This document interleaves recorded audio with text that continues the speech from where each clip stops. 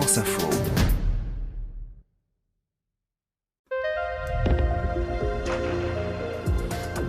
Bonjour Anne-Laure. Bonjour. Trop de cadeaux ou trop cher, eh bien il y a des solutions écolo pour remédier à ce paradoxe de Noël, Anne-Laure. Oui, connaissez-vous l'association Rejouer ? Eh bien, c'est Claire Tournefier-Droual qui l'a créée il y a presque 8 ans.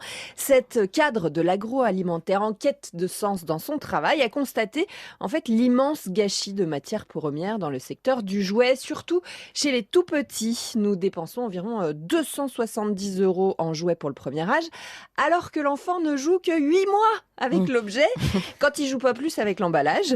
À la fin, le jouet, c'est du vécu ça.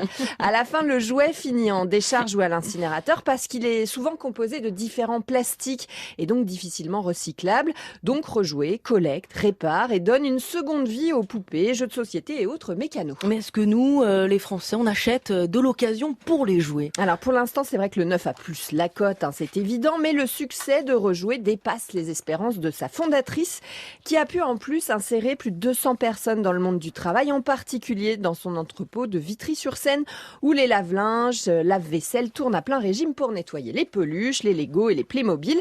Ensuite, ils sont revendus à moitié prix ou distribués aux crèches, aux associations caritatives. Plus de 160 000 jouets ont pu faire de nouveaux heureux, façon Toy Story. Bref, totalement esprit de Noël. Mais c'est pas un peu une goutte d'eau tout ça, Anne-Laure ? Alors, il y a quand même un marché de la réparation qui commence à se développer, notamment avec une autre initiative, celle de l'entreprise Toy Rescue, qui fabrique grâce à des imprimantes 3D la patte du dinosaure qui vous manque ou l'os du docteur Maboul, vous savez, qui a disparu.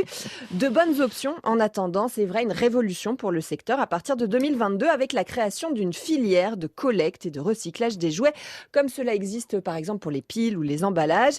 Les jouets vont coûter quelques centimes ou quelques euros de plus pour financer un éco-organisme qui devra organiser le recyclage et qui devra aussi éco-concevoir les produits pour en refaire de nouveau plus facilement. Aujourd'hui, des distributeurs et des marques comme Hasbro travaillent avec des professionnels du recyclage des plastiques comme TerraCycle pour ne plus polluer nos sols ou notre air à cause des 100 000 tonnes de jouets jetés chaque année en France. Joyeux Noël à tous. Billets verts, signé Anne-Laure Barral.